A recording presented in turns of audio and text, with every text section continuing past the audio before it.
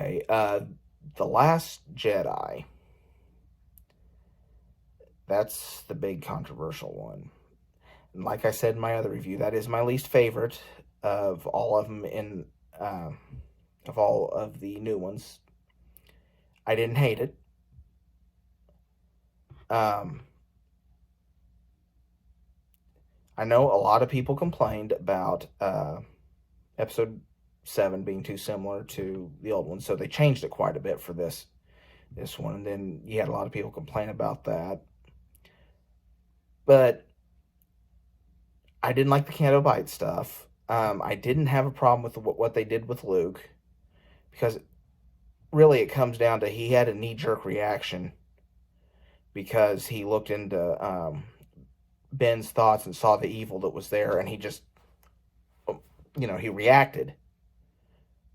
Because everybody wants to react real quick, but they to certain things, and they catch themselves. I mean, you got to put yourself in his place. I mean, yes, he went on and on in Return of the Jedi about being able to bring back his father, and there's still good in him. He knows it, which is fine. But I guess put yourself in his shoes. He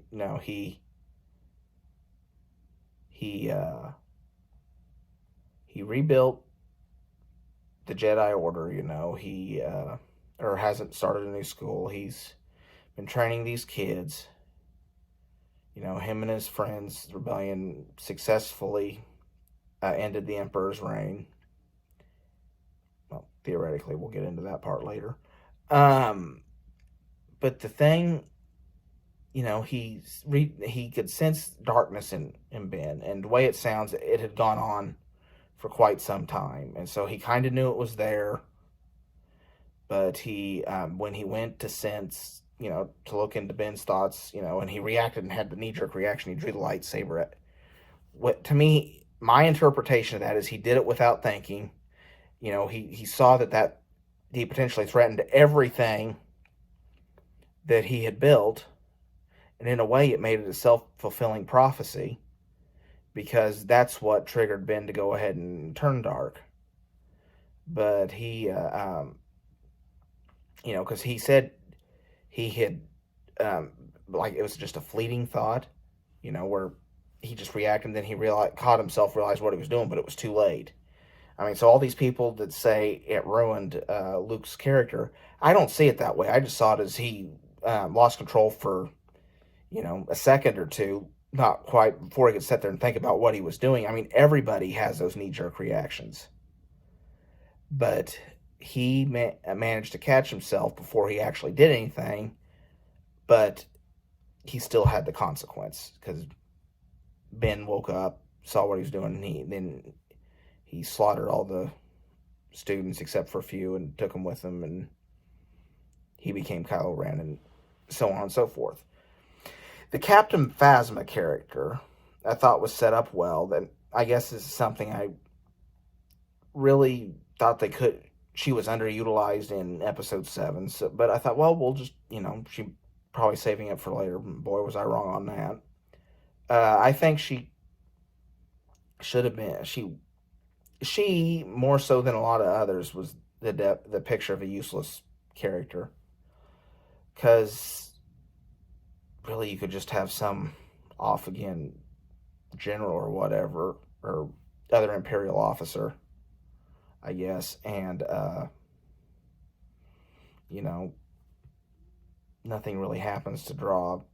I mean, yeah, she fights Finn, who escaped her command, but that, it wasn't really that much build. I mean, for as heavily as the Phasma character was marketed, I was pretty disappointed in it. Just like there was that droid that was like a darker version of BB-8. It was marketed pretty heavily, but it was in the film for like 2 or 3 seconds. Maybe. But I digress. But the Leia floating through space thing, really, the fact that she can do that and pull herself towards the ship. I didn't have so much trouble with that as the fact that how was she still alive in the vacuum of space? But then again, you're watching a science fiction movie where people can move objects, will objects to move. I mean, it requires a certain suspension of disbelief, and I can, I can, I can live with it, I guess. But it wasn't one of my favorite shots. One that catches a lot of flack was the Holdo maneuver. It raises questions, yes, but I think as far as like when she went to warp and broke through Snoke's ship, I think scale had something to do with it, because a lot of people said, well, why didn't they just do that to the Death Star? Well, a little speck, going against something that's the size of a small moon, apparently, isn't going to do anything. The way I interpret it from looking at, you're talking about a Rebel flagship going against a, granted, a large one, but it's an Imperial flagship nonetheless. And, they were a little more apples to apples instead of, so, I get it. But, at the same time, it really isn't something that bothered me that much. But I wish in retrospect that they could have figured out a way with Carrie Fisher passing for Luke to have survived this one. Just so, while I think that is a very satisfying conclusion to his arc, I do wish they could have brought him back, because to me it would have given him more flexibility in episode 9, but we'll get into that a little later. But enough about things I didn't like about it. Let's talk about some of the things I did like. The opening battle I thought was a lot of fun. You have people say they drop bombs in space. Well, again, suspension of disbelief. Because you are watching a fantasy movie. But I thought the battle itself was awesome. My wife, actually, this is The Last Jedi is her favorite of the sequel trilogy. And before anybody says anything, she grew up on Star Wars like I did, but she liked the humor, like for the General Hugs at the beginning, about his mother. She thought that the dry humor worked in this. I really was indifferent to it. I liked the Battle of Crate itself. I thought the colors, the sand, or the minerals, and then when they'd step on it to turn red, I thought when they'd step on it, the color contrast I thought was very interesting and very fun. They showed a lot of dynamic to Poe. He's desperate to get something done when Leia's out of commission and he's thinks Holdo's running him into the ground. He's desperate to save the cause he believes in, And so, again, it's a movie. Is it the best movie in the franchise? No, and I've said that many times. There's a reason why it's my least favorite of the three, but I didn't hate it. I know there's a lot of people that didn't like the fact that they killed Snoke off so quickly and easily, and to me, I thought that was a masterstroke because no one saw it coming, or at least most of us didn't, and